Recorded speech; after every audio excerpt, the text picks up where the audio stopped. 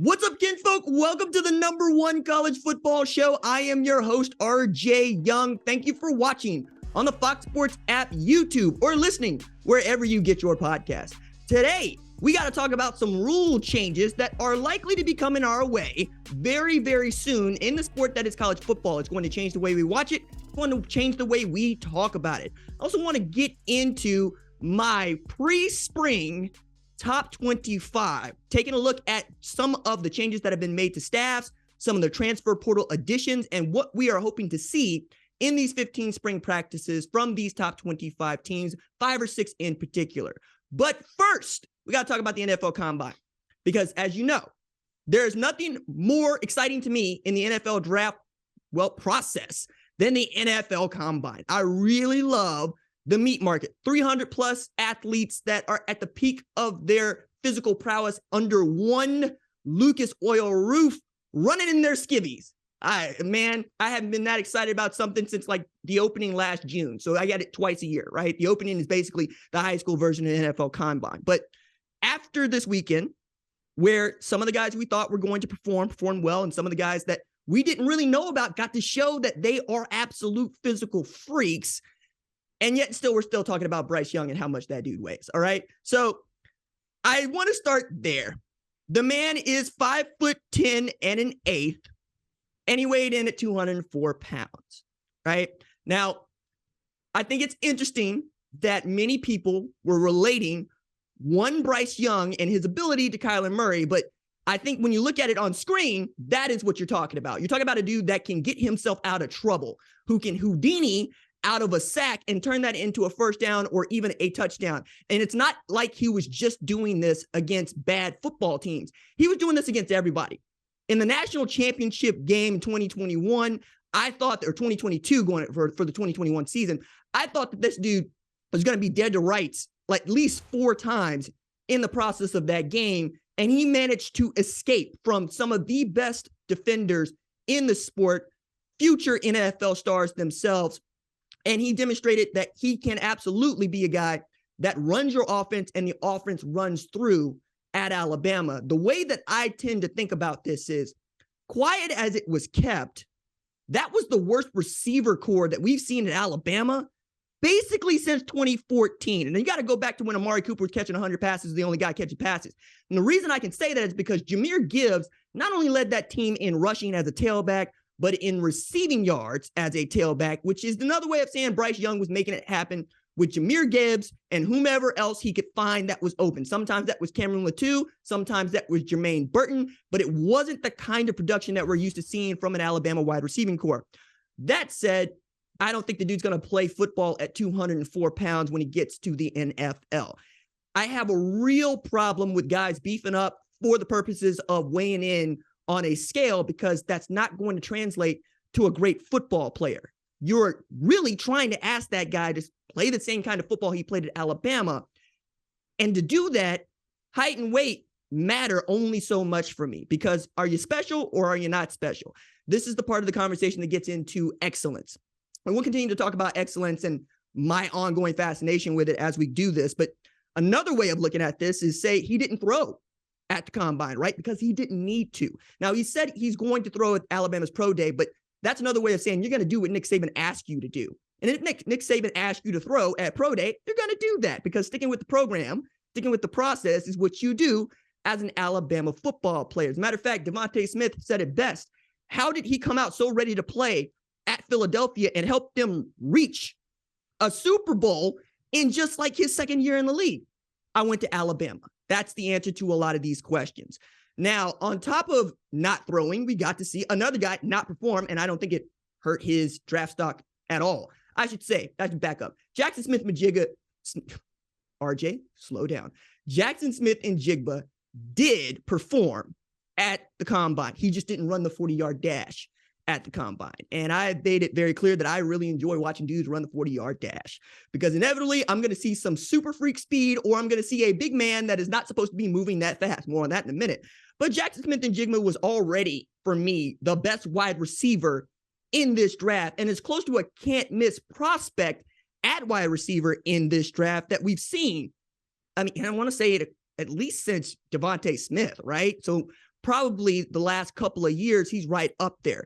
But a lot of this is on the production that he had in 21. And the reason that people are not as high on him as they were going into the 22 season is because he didn't really play, right? He pulled that hamstring early and it was touch and go. And then he was basically shut down for the rest of Ohio State's year. You have to wonder sometimes what would have happened if he would have been able to play in that game against Georgia, if Marvin Harrison Jr. and CJ Stroud would have had his help. Does it come down to a missed field goal? We'll never know. But he did show quickness and speed in the quickness and speed drills. His 3-cone drill is the fastest that we had seen from a receiver in a decade. Got to go back to 2013 for a guy that was running as fast as Jackson Smith-Njigba was with a really solid 3-cone drill. And then we're talking about his 20-yard shuttle time being one of the fastest that we had seen over the last couple of years. Matter of fact, we're talking about a guy that has demonstrated change of direction as a wide receiver and did a lot of great work in the slot. Now, to that point, there had been some folks that say he's going to be good as a slot receiver and, could be the best slot receiver in the NFL in a couple of years' time, to which Smith-Njigba has said, no, I appreciate that y'all think that I'm good in the slot, but I'm good wherever I line up, whether that's outside or inside. And I think he needs to continue to say that out loud because most of the work that he did in destruction of defenses was from the slot, which means that he benefited from the mismatch. He had the safety. He had the linebacker. He had the third best cornerback. You can do a lot of damage when you are consistently lining up against not just the dude that you're better than, but not the best pass defender on the field. And, to that end, KJ Hill was doing a lot of work for Ohio State. That spot didn't necessarily translate to the NFL. Paris Campbell, the same way. Terry McLaurin's the first dude that I can remember who went to Ohio State and made that slot receiver transition into a dominant receiver, big play threat at the NFL level. I think he still needs to push that. But I also think that it's very important not to overlook what his peers have had to say about him. And this is why I believe that he is the best wide receiver in this draft class. Chris Olave and Garrett Wilson will tell anybody that would listen in 21, this is the best wide receiver in our room. And that is as both of those guys, first round draft picks, both of those guys had 1,000-yard receiving seasons as rookies. And one of those guys, Garrett Wilson, is Offensive Rookie of the Year on the Jets. Now, I don't want to turn this into, what the hell are the Jets, but you get my point there, all right? It's not easy. And yet and still, they would tell you Jackson Smith-Njigba is going to be the best guy that Brian Hartline has ever produced. And then we're probably going to see the next guy that Brian Hartline has ever produced in Marvin Harrison Jr. because he's probably going to end up being a better draft prospect than Jackson Smith-Njigba, which is a wild sentence to utter, but it is true.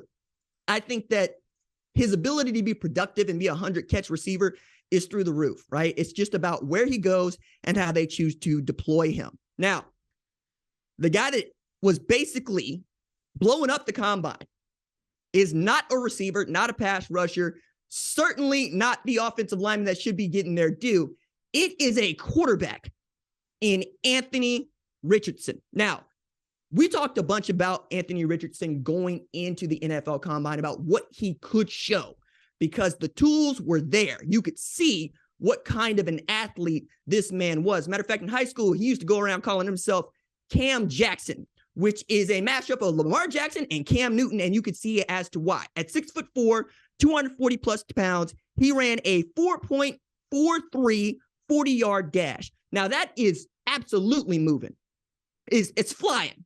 But to do that at his size is otherworldly. And for a quarterback to show that sort of speed, to get that laser time at the combine is not easy. It's a reason as to why, like Lamar Jackson, Kyler Murray, they don't need to run a 40 because we all know they're fast. We would still like to know how fast, right? Anthony Richardson answered that question. He also, I think, improved his draft prospects because I think somebody's going to see all these tools he has and they're going to want to try to bring him in and see what they can do with it. So we're still talking about a guy that could go in the first round, probably in the first 20 picks, if not the top 10 picks, depending on how the draft shows out and whether or not somebody else trades up to the top to go get a quarterback, say Indianapolis, to go get a CJ Stroud or a Bryce Young. But I'm also looking at this going, did he make a larger leap than anybody slid? And I think so. Like, I was not overwhelmed by this NFL combine. It just allowed me more confirmation bias, which is to say that if you already believe somebody was good, they showed you, once again, your right to believe they're good. I'm not sure that Will Levis's draft prospects were worse because he participated in the combine. I just think that Anthony Richardson showed that he's a better athlete, not necessarily a better quarterback. It feels like it's a flavor test here. Do you like Pepsi or do you like Coke, right? You can go with one or the other. I'm going to go with Anthony Richardson because I just like more of what I see. But if you don't like what you see, you also are into a conversation about whether or not these statistics that he's able to throw up, these times, these measurements, are worth a damn. And the reason I bring that up is because it's true. We need to talk about this, all right? Anthony Richardson completed just 53.8% of his passes in 2022. He threw for 2,549 yards, 17 pass TDs against 9 picks. That is not what you would expect from a first-round quarterback as a stat line. But then I took a look at this and said, what did he do against the ranked opponents, right? As many as Florida faced. So I'm going to go through this basically from the last game he played to the first one he played in 2022. So he's 9-27 for 198 against Florida State. He's 18-37 for 271 against Georgia, which I think might have been one of his best games. Well, one of his 2 best games as far as I'm concerned, because I think playing ranked opponents in the SEC matters that much more. He was 24 of 44 for 453 against Tennessee, but Tennessee had one of the worst secondaries, worst pass defenses in the SEC. So I'm not sure that I can really give him as much credit for that.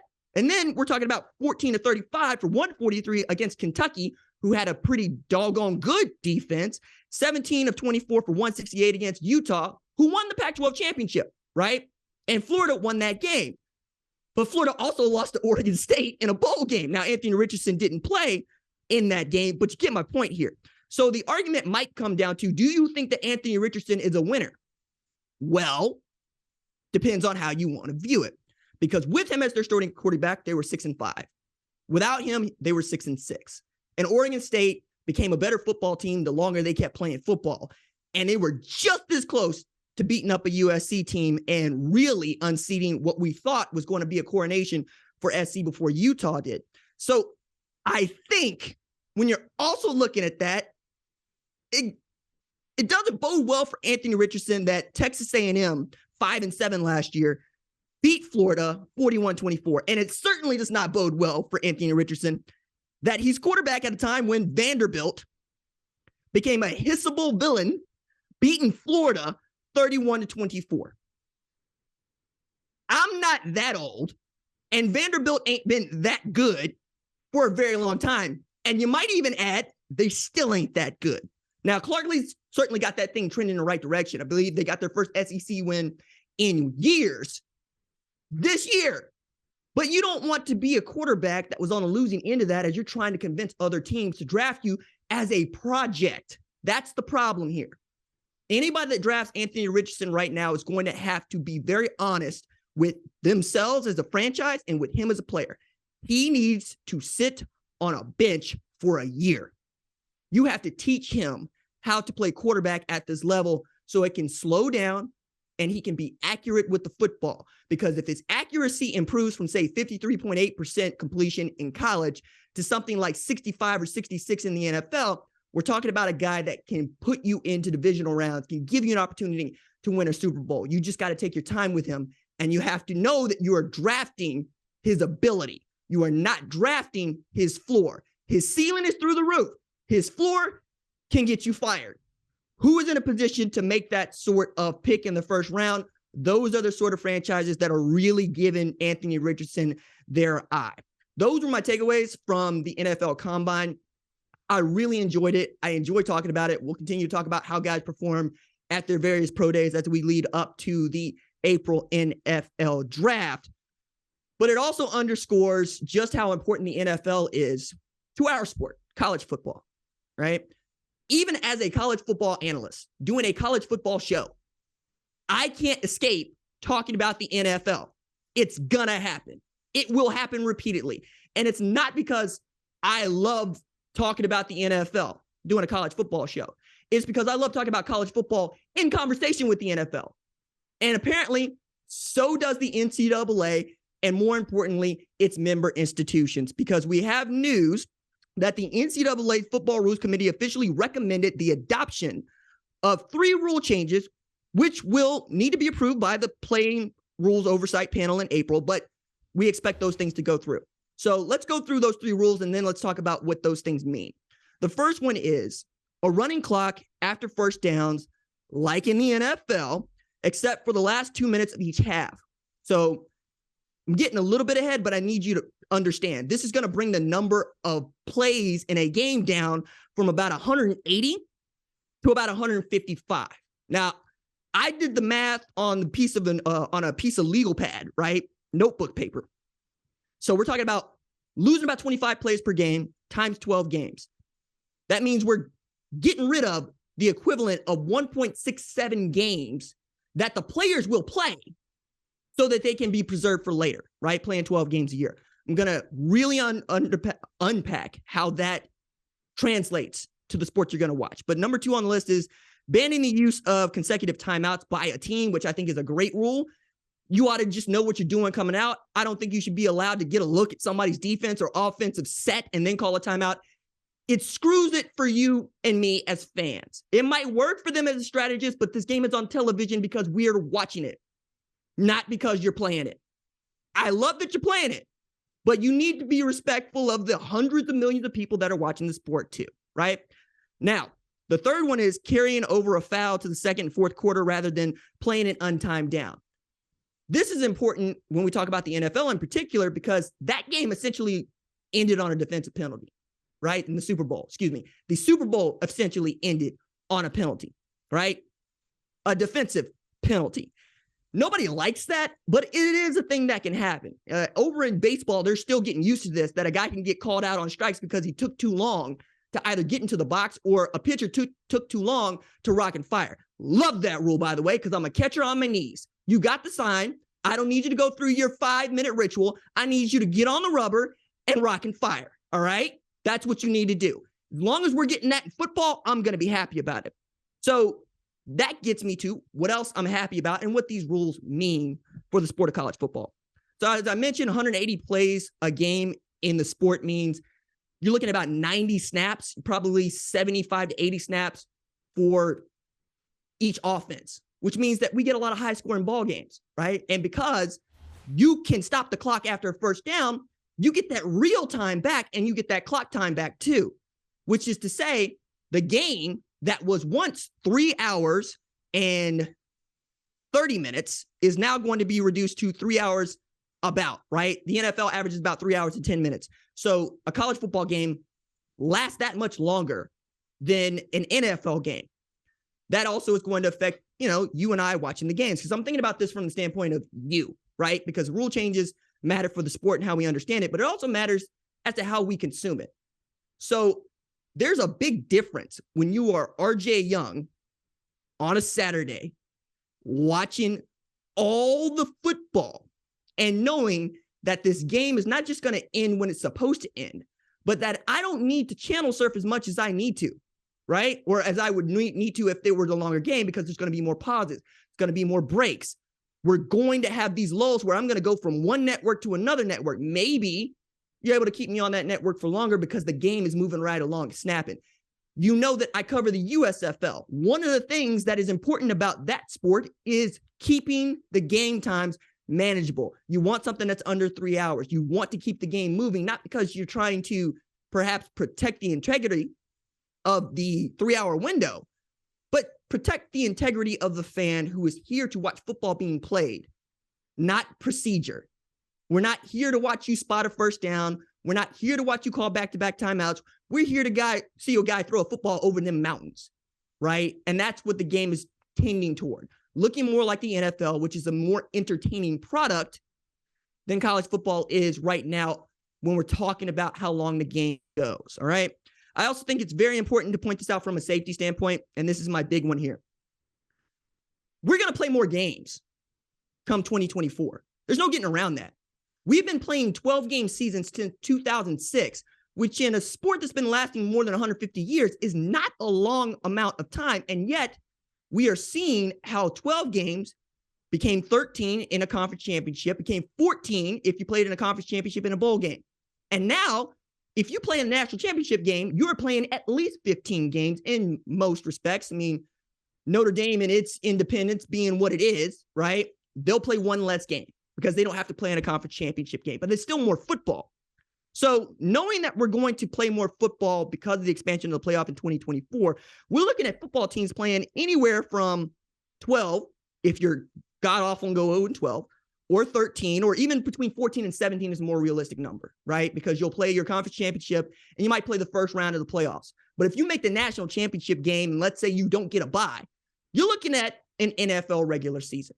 You're going to play the same amount of games as the NFL. So it would make sense that the sport adopts rules that the NFL already has in place to better protect its product and its players. Because again, fewer snaps means fewer contacts, means fewer tackles, means fewer hits, means guys are more likely to remain healthy and uninjured, means we're going to account for them having to play more football. Okay? This game is inherently dangerous. And if we do not take that into account with every decision we make, it's going to get worse. We don't need that, especially as we're asking and have received more football on the calendar. We have to do our part with the rules to make sure that we're taking care of each and every player for the length of their careers. So I think that's all positive. I think that's a good thing. All right. From those rule changes to some changes in my preseason top 25. All right. So off the rip, I want to lay this out here. It's like, why do we need a pre-spring top 25? Same reason we need a post-spring top 25. There's going to be some moving and shaking. We're going to learn some things about football teams that we didn't know, say, in January, that we now know in March that we're going to learn again, or we're going to revise in May. So I'm taking a look at how these things go, from transfer portal additions to staff changes to recruit signings to what the program needs to shore up or show in its 15 practices and spring game. The first three feel locked in, right? Georgia is the two-time defending national champion. We're really just talking about Carson Beck and Mike Bobo getting on the same page, or maybe Brock Vandergriff or Gunnar Stockton can beat out Carson Beck, but the word from Athens is it's Carson Beck's job to lose, and Mike Bobo, I think, is a much bigger deal here. But put it this way, the offensive coordinator and the quarterback on the two national championship winning teams at Georgia are both gone. You got to find a way to overcome Todd Monken and Stetson Bennett going to the NFL. Okay, so Michigan, same thing as last year, just be healthy. I mean, I know that that's not a sexy thing to say, but Blake Corum is going to be that dude, we hope, coming back, and perhaps we'll see him, but I doubt it, right, during this spring, doing anything other than standing there, because you know what he can do. You know what he is capable of. You know what Donovan Edwards is capable of. You know what J.J. McCarthy is capable of. You just need to shore up the rest of your defense, which means finding who are the guys that are going to replace Yabi Oki and Mike Morris, who were your two leading sack leaders. I mean, Mike Morris also led them in tackles for loss with 11 last year, too. So maybe Jalen Harrell or Braden McGregor or Derek Moore are guys that show that they're able to play those edge positions. And then Ohio State, it's about a quarterback derby, but I don't really think it's a quarterback derby. I think Kyle McCord is going to win this job, and I think if it was up to Ryan Day, he would like to do this sooner rather than later, because then you have a guy that everybody can build around, and you can put aside who the quarterback is. You can stop splitting reps, and you can start trying to make your charge back toward, well, beating Michigan, and then perhaps a Big Ten championship, and then perhaps playing in the college football playoff. I do a good job of being out in front on some of this stuff, but I don't do a good enough job repeating it, so I'm just going to do it. Kyle McCord played on 3 state championship football teams with Marvin Harrison Jr. at St. Joe's Prep in Philly. They have been basically playing football together for nearly a decade. I don't see how you would not put the 5-star quarterback and the 5-star receiver together to play what will be their only season to play college football together at Ohio State. Together. That's not disrespect to Devin Brown. That is to say that they have something that doesn't really happen in our sport. Two guys that have managed to keep their kinship, stay on the team, and keep their talent intact, that have an opportunity to show that nationally. I'm very excited about that, but you're going to be watching the defensive line if you're an Ohio State fan. JT Tuimoloau, Jack Sawyer, Tyleik Williams, those are the guys you need to step up and show something. That defense has to demonstrate it can keep a lid on other offenses if they want to have an opportunity to win a national championship. Number 4 on that list is where it starts to get interesting, right? I have a thing about excellence versus try hard because I'm a try hard, and I think excellence is really, really cool to look at, but it is not demonstrative of how the rest of us live.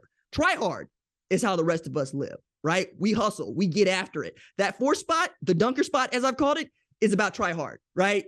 We know that Ohio State, Georgia, Michigan are on another plane, and we have to make peace with that. Now, USC could close the gap there, and that's why they're at 4. They're returning the Heisman winner in Caleb Williams. I know they lost Jordan Addison to the NFL draft, but Zachariah Branch is an outstanding true freshman that could turn into a deep threat for Caleb Williams. He's already got that kinship with Mario Williams that goes back to Oklahoma days. If he stays healthy, they're going to put up 45 a game. For USC, it's about the defense, all right? I'm familiar with Alex Grinch's scheme. I got to know it very, very well while he was at Oklahoma. And the same deficiencies are the deficiencies of the defense. It's just something he's learned to live with, and you can't have it all, so he's decided to double down. We're going to try to get tackles for loss. We're going to try to get sacks. We're going to try to force turnovers. The problem with that sort of philosophy is turnovers is luck, okay? Nobody can count on getting takeaways in a game. Even if you can demonstrate that getting these many takeaways equates to winning, you have to account for perhaps all the other variables that go around that, which is to say luck comes from the folks that are trying hard, right? I mean, you put yourself in a position to be lucky, and I can get there because that's what USC did all last year. We kept going, how are they winning football games, giving up 400 and 500 yards of offense? Well, they'll have 3 or 4 takeaways. Somebody will throw them the football. They'll pick it up off the ground. You teach guys to punch. You teach guys to tackle with the intent of getting the football. You teach guys to jump routes, not to hit guys. You go for the ball, Georgievich. It's not what we do anymore. That's an all the right moves reference. Somebody got that. I appreciate it. So number 5 on there is Tennessee for me. It's about Joe Milton versus Nico Iamaleava. And I think it's going to be Joe Milton for the same reasons that I think it's going to be Quinn Ewers, but I'm getting ahead of myself there. Fix the defense, right? I mean, Tennessee's got an Alabama problem. USC's got Tennessee's got an Oklahoma problem. USC's got an Oklahoma problem, which is say, score a bunch. Can't stop anybody. Because this sport, it's about stopping people. I love scoring. I really do. But if you can't stop nobody, you're not going to win no national championship, let alone your conference championship. All right, couple others that I wanted to touch on as we're getting through this. Number 7, Penn State. My goodness, it feels like James Franklin's got something. Now, I went and looked this up, and I don't believe that Penn State has beaten Ohio State and Michigan the same year since 2008. They managed to do something, but not both. And that's what it's going to take to play in the Big Ten championship. You got to get past both of them. You can't just beat Michigan or just beat Ohio State, even when they had Ohio State dead to rights because JT Tuimoloau had a Thanos game, 2 picks, TD block. Like, it was stupid. Only that dude could do that to wreck what was an outstanding game for Penn State. But Penn State also showed with Sean Clifford they can win a Rose Bowl. They're going to get Katron Allen and Nick Singleton back between those guys. 1,800 yards rushing. Can Drew Allar be the guy that we think he is, which I think is a more talented quarterback than Sean Clifford? Now can he lead the football team? You've seen him throw it. I've seen him throw it. It looks real good coming out of his hands. It's a rifle, and he is large enough to make things happen on the go and on the move. I expect we'll see some really cool formations and plays for one Drew Allar, which might end up just being some version of quarterback power, quarterback counter. I'm also very interested to see what Florida State does at that 8 spot because I think that they're going to be loaded for bear in the ACC. It's going to be them, I think, challenging Florida State challenging Clemson, I should say, for an ACC title game, which means that I expect big things from Clemson. Again, getting ahead of myself. Real quick, Utah's Utah. It feels like this is going to sound like shade, but I'm going to cover the Notre Dame here too. Notre Dame feels like Utah. You don't really have a deep threat, not on the outside. You don't really like to throw the football all over the yard, and you would much rather ground and pound people. Seems to work for Utah. Doesn't seem to work as well as it should at a place like Notre Dame. But Utah's able to win a Pac-12 championship with it, which is another way of saying Notre Dame. Maybe join a conference. Maybe you win some ACC titles. Anyway, number 10, Clemson. I'm going to spend a little time here because I didn't know what to think about Clemson even after the Orange Bowl, because they won games that I didn't think they were capable of winning in the middle of a quarterback derby that seemed to keep going on through November. Cade Klubnik comes out the guy. All right. And then you get beat by Tennessee with Joe Milton, who was put on the bench for Hendon Hooker. Okay. Now you're going into 2023 and you fire Brandon Streeter, who has been basically a Clemson lifer. But you brought in Garrett Riley. And if nothing else, the Riley boys can coach some football. They coach some offensive football. They will find a way.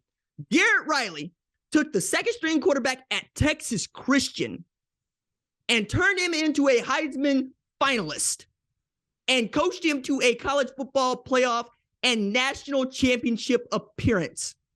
Okay? If you're going to put a bunch of stock into a coordinator this season, you could do a whole hell of a lot worse than picking Garrett Riley, because Dabo Swinney said, I need that guy.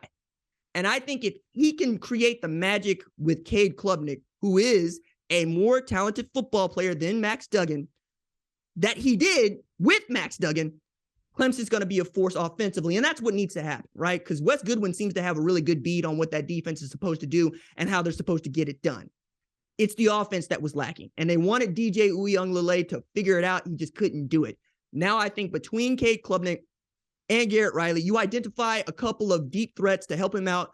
You're back in business. Now, Bo Collins and Adam Randall combined 32 catches in 2022. They ain't going to get it done. Noble Johnson comes in as a talented true freshman, but they still need to find more or less their best big threat since Justin Ross. And it's been some time since Justin Ross played at one Clemson. All right. I kind of want to skip ahead here just a little bit and get all the way down into these last 20 spots, all right? Because I think that's where we're going to get a lot of moving and shaking. So at number 20, you can see I have Colorado there. And there's good reason as to why I have Colorado there. They got Coach Prime. Okay. The longer that I do this job, the longer that I talk about college football, the more I have to remind people why I talk about the sport and how I talk about the sport.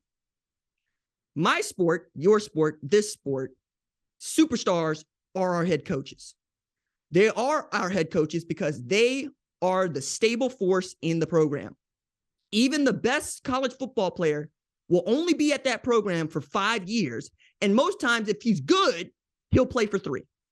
It is going to be transient. So where do you put your faith in who's going to keep that program stable? Head coach. So if you are a head coach who has demonstrated you're a winner, I'm going to believe in you. That is what Coach Prime did at Jackson State. He took over a program that wasn't even any good by SWAC standards and turned it into a championship caliber program. At Colorado, he is able to take his attitude, his personality, and lay it over what is a vanilla program until he got there. A program that did not have any identity except to say, we lose. I think with his arrival, his assistants, Shedeur Sanders, Travis Hunter, and then you're able to add Cormani McClain, flipping him from Miami, and add Dylan Edwards, flipping him from Notre Dame, depending on what you want to think about Dylan Edwards, but he's running back there. He's going to be there. For Colorado, the question for me is, are you going to demonstrate you got an offensive line and a defensive line that can challenge in the Pac-12? And I'm not saying you can go 6-6, although you should throw a party for Colorado and you go 6-6. I'm saying, can you win that rivalry game against Utah at the end? Can you beat USC when you have the home field advantage at Folsom, where I expect a sellout? Will you show that you can beat up on the national runner-up in Texas Christian to open the season? These are all really good questions, and I think there's a reason why I have Texas Christian there at 14 as opposed to at 20, right? I think that right now Texas Christian is in a better position than Colorado, but it also drags me into this discussion.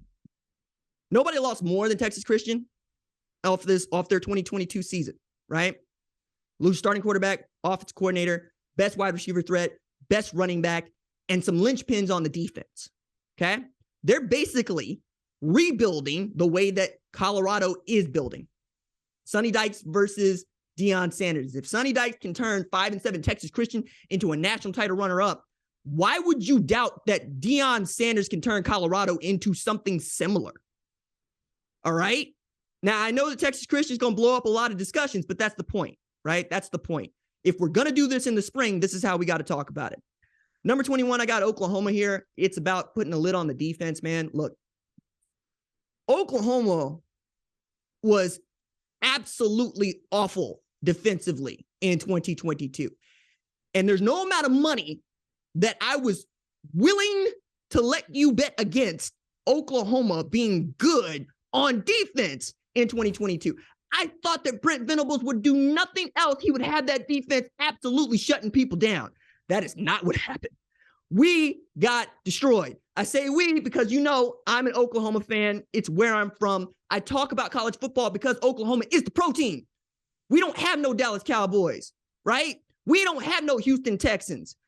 Arkansas, Nebraska, y'all know what I'm talking about. These are our teams.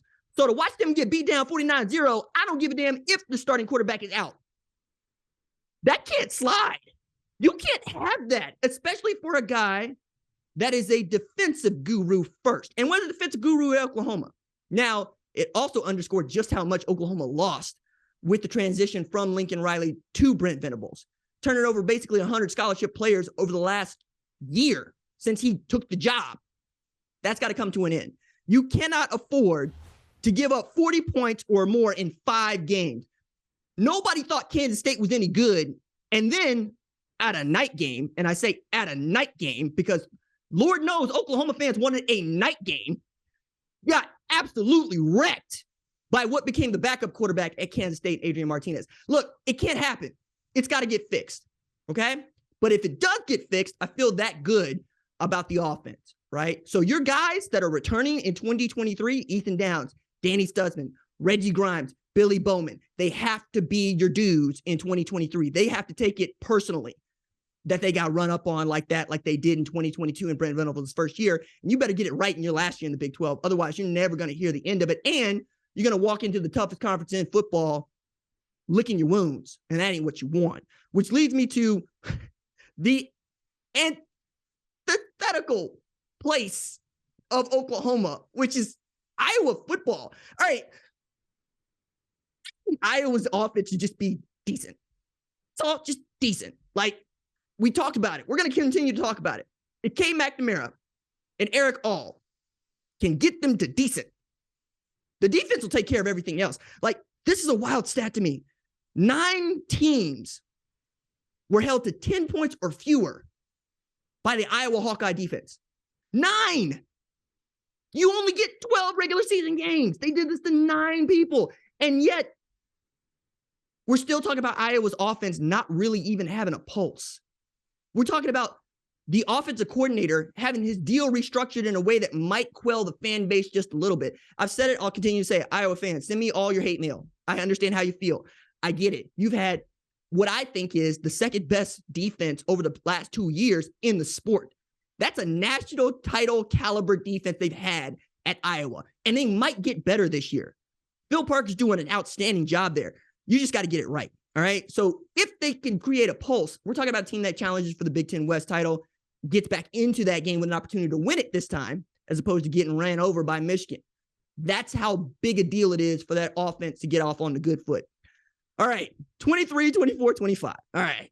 I got Kansas ahead of Texas. Okay. Couple reasons for this. One is Kansas knows who the starting quarterback is. And when Jalen Daniels was good, I was being yelled at for not talking about him as a Heisman candidate. As a matter of fact, I wouldn't say yelled at. Yelled at too strong. we would have real discussions in our meetings before shows going, RJ, are we not going to talk about Jalen Daniels as a Heisman Trophy candidate? And I would be like, it's Kansas. I love Kansas. I love Lance Leipold, but it's Kansas. And they'd be like, have you seen what he's doing? Yes, I've seen what he's doing. And if you take into account basically all the games for which he was healthy, he was outstanding. He was phenomenal. We're talking about a dude that had 2,000 yards rushing, completed 66% of his passes, rushed for, 2,000 yards passing, 425 yards rushing, 18 TDs, and 4 INTs. Like, put another way, if Anthony Richardson had put up the kind of numbers that Jalen Daniels did, it'd be a can't-miss first-round draft pick, not one that we got to talk ourselves into as a project. That is how far ahead Jalen Daniels is going into what I think is going to be an outstanding year for him and Kansas. And Andy Kotelnicki has said it. This spring is not about getting Jalen to be the starting quarterback. It is to get him to understand the offense. So he's not doing so much Caleb Williams and Bryce Young out there where he is running around making it happen, where he has a literal command of what they are doing. Because if he reaches that upper level where your mind, body, and soul must be one, yeah, all right, Kansas is a problem. And I don't just mean a problem in the Big 12. I mean an absolute problem for anybody that they have to play. That is also the reason why I'm kind of looking at Texas skeptically. Because the normal rules for Texas don't apply for everybody else. If you look at Texas's talent, basically every year, but specifically over the last 5 years, you will absolutely be pulling your hair out going, how does this team never play in a college football playoff and not win a Big 12 championship? It's hard to say, man. They got dudes everywhere you look. It's about being able to get those dudes to play consistently great football for 12 straight games. And now we're going into another year where Steve Sarkisian does not know who his starting quarterback is going to be in the spring. That is a tremendously big deal to me. Now, he said out loud earlier this week, Texas is going to have an open quarterback competition, to which football people like myself, like you, said, duh, because anybody that's ever played football, been around football, understands football. Every job is up. Every job is up for anybody that wants to try and go take it in practice. If you demonstrate you're the dude, you're going to end up being the dude. My favorite example of this is Brandon Whedon, who I had never heard of till he got to Oklahoma State. And all of a sudden the whispers were, hey, that dude, Brandon, he'd spin it. Like that dude like 30. That's an old man. That dude plays pro baseball. I'm telling you, man, that dude could spin it. And before it's over, talking about the best season Oklahoma State had ever had, and Whedon the Blackman is a thing. Now, looking at Texas and Quinn Ewers and Arch Manning, you got two former number one overall recruits at quarterback. One of those guys is one of the highest ranked recruits in rankings history, Quinn Ewers. He also got his first opportunity to start last year. Looked good, like making an egg sandwich, looked good against Alabama. Blew up his shoulder, came back, didn't look like the same dude that we saw against Alabama. However, people are starting to figure out Texas too. You know, everybody else gets better. And then goes and lights up Oklahoma for what that's worth. Now you're talking about a true freshman quarterback whose last name is the biggest part of him as a guy that's going to compete with Quinn Ewers for the job. I've not thought that this is actually a competition, right? In the same way that I don't think that Kyle McCord and Devin Brown are in competition. I think one guy's got a year head start. I think one guy started football. I think one guy has thrown passes. I think one guy has the locker room. You're going to have to do a lot to demonstrate that you can beat out Quinn Ewers. But I know that Steve Sarkisian needed to say this out loud, if for no other reason but to appease the Mannings. You're probably not going to let Arch go there if Steve Sarkisian says, nah, you're going to sit no matter what. I'm just not going to blow you up for our last season in the Big 12. I need you to healthy and ready to lead us into the SEC. I still think that's the program here. But I also think this is about Steve Sarkisian. We talk about Steve Sarkisian the way we talk about Ryan Day, the way we talk about Lincoln Riley, which say it's quarterback dude, quarterback coach. You know, he has that moniker and he deserves it. You know, going back to Matt Leinart and them at USC, Okay. However, when Steve Sarkisian has been the dude that we all love, some other guy has said, this is the quarterback, make it work. If you had Bryce Young and Mac Jones on your football team, the only way you're going to play Mac Jones over Bryce Young is if Nick Saban told you to. And that's what happened. He said, Mac's the guy, figure it out. And Steve went and figured it out with Mac Jones. Now, again, talking about how my sport, your sport, is becoming more like the NFL. Mac Jones' skill set has a hard time transferring to the NFL. Okay? Bryce Young, not so much. You could look at Mac Jones and say the Joe Burrow situation, but I think it's actually true in Mac, which is to say you got guys at every single position. You had Jalen Waddle, you had Devontae Smith, you had Najee Harris, you had dudes at every spot. All you got to do is not mess this up. Bryce Young doesn't get to say that in 2022. He's got Jahmyr Gibbs. Who else stepped up? Who else was a problem? There was no Jameson Williams on that football team. You get what I'm saying here? All right? I think if you are Steve Sarkisian, you need to pick a guy. You need to pick a guy and say, I'm going to make it work. No more of this. I got to sit a dude, or I have to figure out which guy is going to take the job, because that's just not working. It hasn't worked for you in 2 years. And now you're going into this thing and you're going to have talent at tailback, but no depth at tailback. You lose Bijan Robinson and Roschon Johnson. That is the best player that Texas has actually produced in the last decade. And a guy that loved Texas football so much that he converted from quarterback to tailback for another head coach and stayed put as the backup tailback on your football team. That's selfless like you would not believe. And now you got to go in there with, I think it's some good dudes. Like Jaden Blute, he's going to be a problem, I think. Cedric Baxter Jr. coming out of Edgewater in Orlando had 1,395 yards rushing and 15 TDs in like 10 games. He's going to be a dude. But will he be able to catch up in a hurry? Will Keelan Robinson be able to catch up in a hurry? Until then, you need Quinn Ewers and Xavier Worthy to make it work. You need them to get you points that are easy, taking the top off the defense, while Jalen Ford on that defense with Pete Kwiatkowski gets them right. I don't think this is a time to be figuring out who the quarterback is. I don't think this is a time to be splitting reps with the first team. I think this is a time to say, no, I got Secretariat and I'm going to run him. Okay? That's Quinn Ewers. That's South Lake Carroll. That is the dude who was more or less created in a lab to be the quarterback at Texas. All right? Like that's how it feels with the mullet, the grunge. I want the dude to pick up a razor, but that's just me. I'm getting to be an old man. That's how these things are starting to affect me. But I don't see why you wouldn't just go and do that. Make Quinn Ewers the guy, as opposed to having a competition, even if you are having a competition in name only.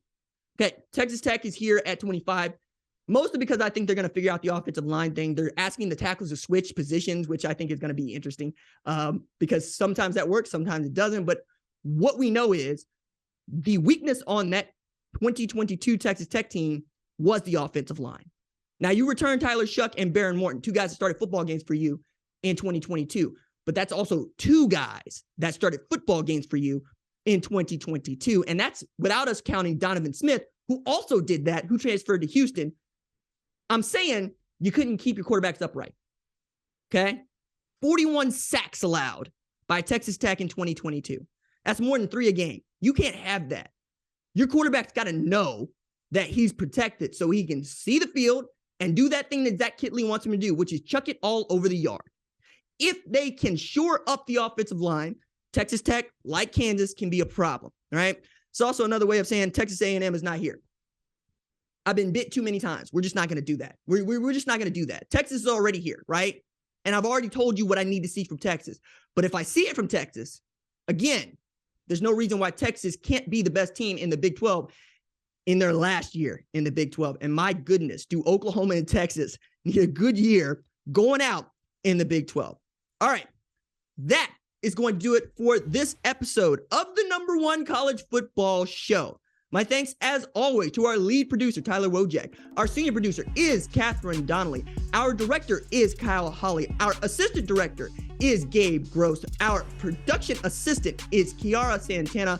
Our leader screening is Jack Coakley and Torrin Westfall. And My goodness, a social media maven, Javion Duncan, who just stays in my text messages with all these great ideas to put out on the socials.